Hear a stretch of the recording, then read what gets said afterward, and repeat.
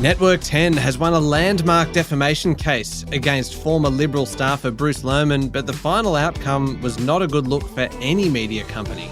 An inquiry hears that the Star's management schemed to undermine the casino regulator, and the trick for getting a cheaper home loan is to ask for it. Welcome to Fear and Greed, daily business news for people who make their own decisions. It is Tuesday, the 16th of April, 2024. I'm Michael Thompson, and good morning, Sean Aylmer. Good morning, Michael. Sean, after the show today, you have an interview coming up with Peter Hartcher, who is the political editor and international editor for the Sydney Morning Herald and The Age. And an expert on all things geopolitics. We talked to Peter about what's happening in the Middle East, particularly that Iranian attack on Israel, what it means for those two countries, what it means for the US, and of course, what it means for Australia. Peter really is one of the preeminent experts in this area. So it is a fantastic chat with him. It's one of those shows today, Michael. There's a lot of very, very serious, heavy stories. And, sometimes that just comes to pass. And certainly what's happening in Israel is something that not just we are worried about in terms of markets, but of course, human casualties and things like that. Yeah, absolutely. And what I find interesting about Peter's interview is that he just kind of explains the broader context, why this is so significant and how it could play out from here. So it is a very interesting conversation and well worth a listen today. Sean, though, the main story today, Network 10 and Lisa Wilkinson yesterday won their landmark defamation case against Bruce Lehrmann after Justice Michael Lee found the former Liberal staffer raped Brittany Higgins inside Parliament House. In delivering his judgment, Justice Lee found Mr. Lehrmann was hell-bent on having sex with Ms. Higgins after passionately kissing her in a Canberra nightclub and was, and I quote, so intent upon gratification, close quote, that he, and I open the quotes again, did not care one way or the other whether Ms. Higgins understood or agreed to what was going on, end quote. Justice Lee also rejected suggestions aired by the project that there was a political conspiracy to cover up Ms. Higgins' rape allegations, saying the accusations caused a broom of confusion and did much collateral damage, including to the fair and orderly progress of the underlying allegation of sexual assault through the criminal justice system. Mr. Lehrmann last year sued Ten and Wilkinson over her interview with Ms. Higgins on the project in 2021.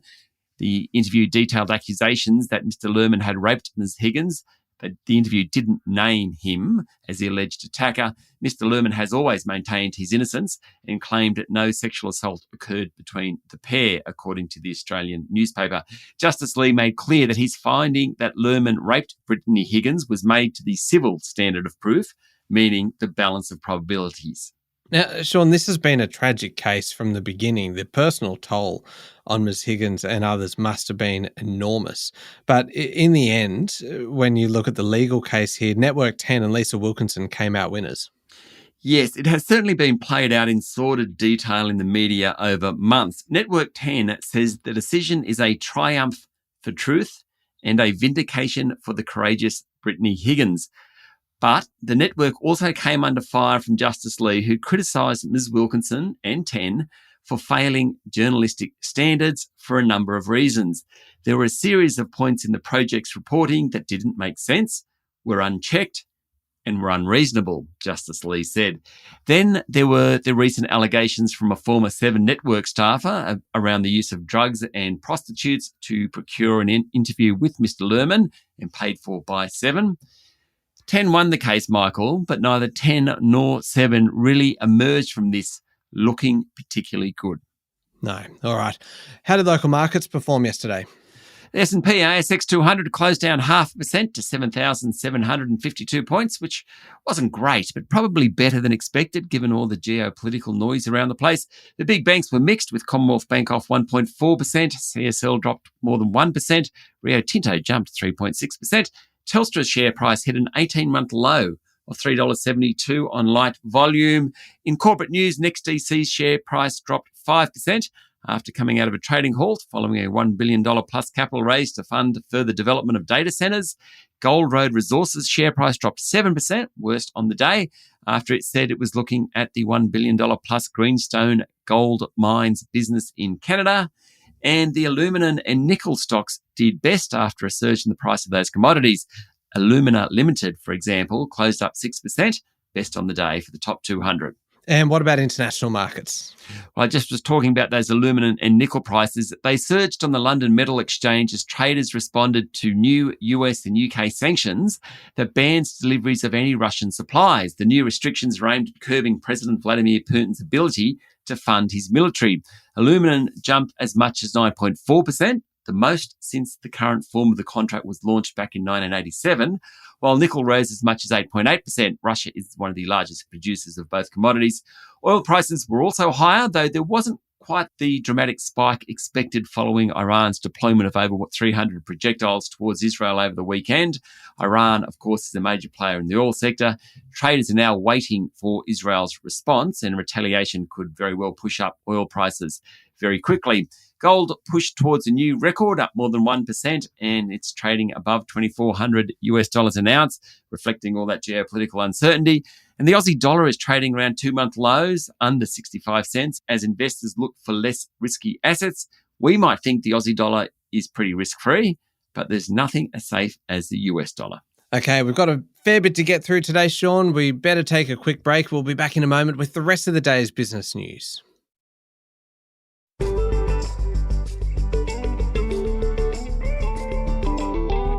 Sean, Prime Minister Anthony Albanese has condemned Iran's attack on Israel over the weekend, though at this point there will be no further action from Australia against Iran. Mr. Albanese urged Iran to cease playing the rogue state in the region and said he's very concerned about the country's human rights record against its own population, pointing to the arrests of women for inappropriate dress. The Prime Minister said the escalation in the region is a grave threat to the security of the Middle East. He said Australia continues to engage with international partners about the appropriate response to that attack over the weekend, where more than 300 projectiles were launched towards Israel from Iran. I mentioned this one at the top of the show, Sean. Star Entertainment's chairman and former chief executive privately schemed to wage war on the casino regulator and considered engaging shareholders in a class action against a government-appointed manager, a New South Wales inquiry has heard. This is extraordinary. It sure is. This is day one, of course, of the second inquiry into the Star Entertainment Group by the state regulator. Emails and text messages tendered to the inquiry called by the Independent Casino Commission show that Star executives knew about special manager Nick Weeks' schedule and investigated who he was meeting, according to a report in the Financial Review. Those messages were between Robbie Cook, who quit as chief executive last month, and David Foster, the group's chair. So we had the chair and the CEO talking about the regulator-appointed overseer. Now, the inquiry is being led by Adam Bell SC and was called by the state's casino regulator in February. It's concerned Star hasn't done enough to overhaul the company's culture. Now, in one exchange in January, Mr. Foster, the chair, suggested the company try to remove Mr. Weeks, the regulator, from his position. In another, Mr. Foster proposes a potential class action from shareholders against Mr. Weeks and the regulator. Mr. Weeks, who controls Star Sydney's licence, was installed at the casino in October 2022 after that first inquiry. Yesterday, Mr. Weeks said he was surprised by the emails and messages sent by Mr. Cook and Mr. Foster because he believed he had a strong working relationship with the board and executive.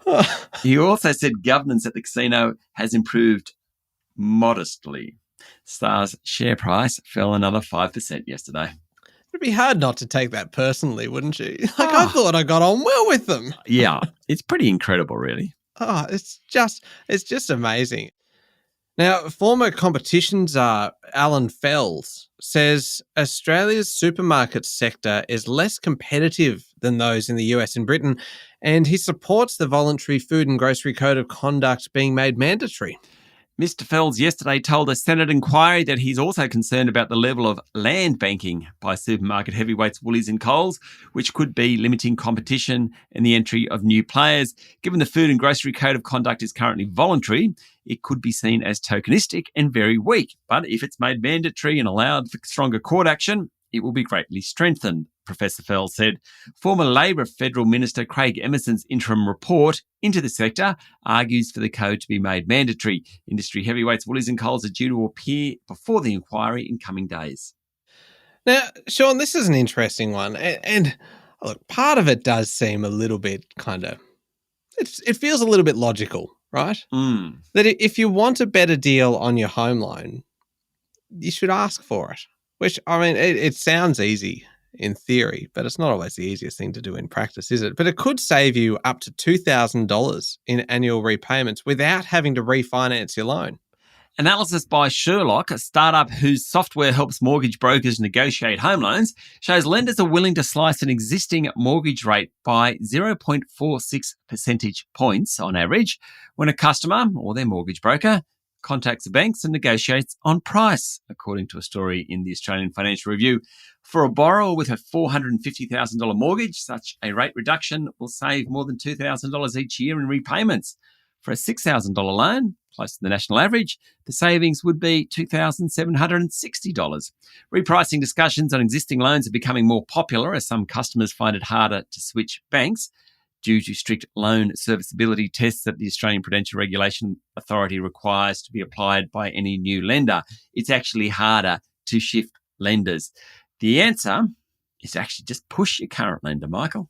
Have you ever done it, Sean?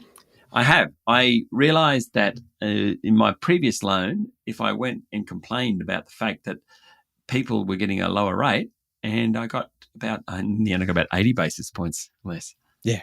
Yeah. I mean, I've done the same thing where you pick up the phone and it takes kind of 15 minutes or 20 minutes or something. And like, it's very matter of fact. It's just a straight up statement like, look, I can see these rates advertised elsewhere. I know that kind of new customers are getting this. If they come to the bank, what can you do for me? What's the worst they can say? No, we can't change it. Yeah, totally. Yeah, anyway. Finally, Sean, a very serious story to finish on. Police yesterday said the attacker who fatally stabbed 6 people at a Westfield at Bondi in Sydney's East on Saturday may have targeted women. 5 of the 6 people killed and the majority of the 12 injured were women. New South Wales State Police Commissioner Karen Webb said, "It's obvious to me, it's obvious to detectives that seems to be an area of interest that the offender had focused on women and avoided the men." Attacker Joel Couchy ran through the mall with a knife before being killed by Inspector Amy Scott, who confronted him solo while he was on the rampage. Prime Minister Anthony Albanese told ABC Radio yesterday that the gender breakdown was concerning.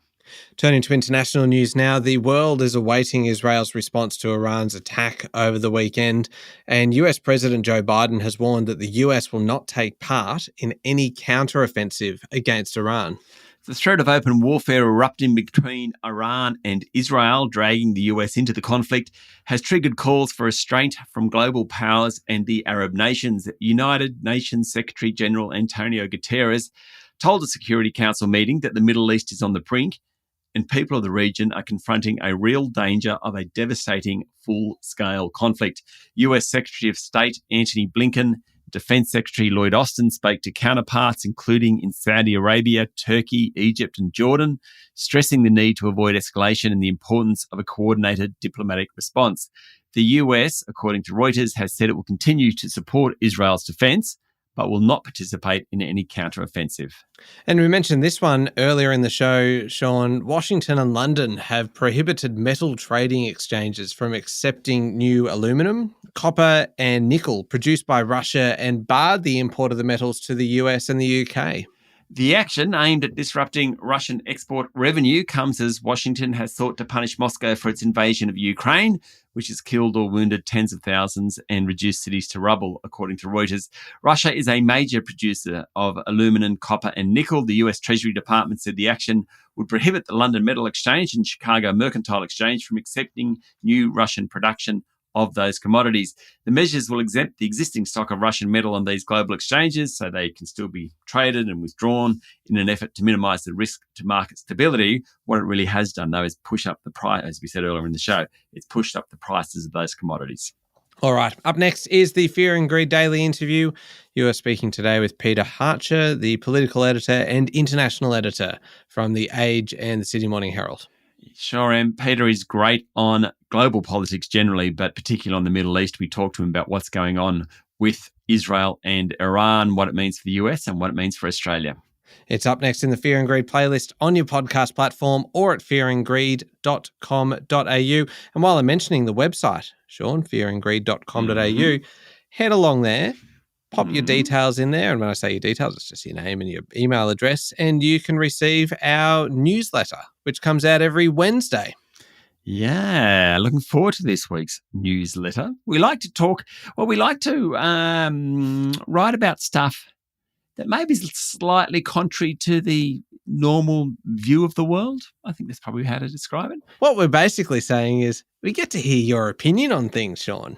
Which is often contrary to the normal view of the world. Yeah, that's true. It's worth subscribing just for that, because, I mean, you do have a great knack for explaining the context of things, but then also explaining kind of why you believe things might be kind of the way they are. And I enjoy it. I'm biased because I work with you. I have subscribed, so you've at least got me. So when your newsletter hits the cyber waves tomorrow. It's a terrible metaphor, that is, but I'll be receiving it. Head along to fearandgreed.com.au, put your email address in, and you can receive it too. There you go. Go for it. All right. Thank you, Sean. Thank you, Michael. It's Tuesday, the 16th of April, 2024. Make sure you're following the podcast, and please join us online on LinkedIn, Instagram, X, TikTok, and Facebook. I'm Michael Thompson, and that was Fear and Greed. Have a great day.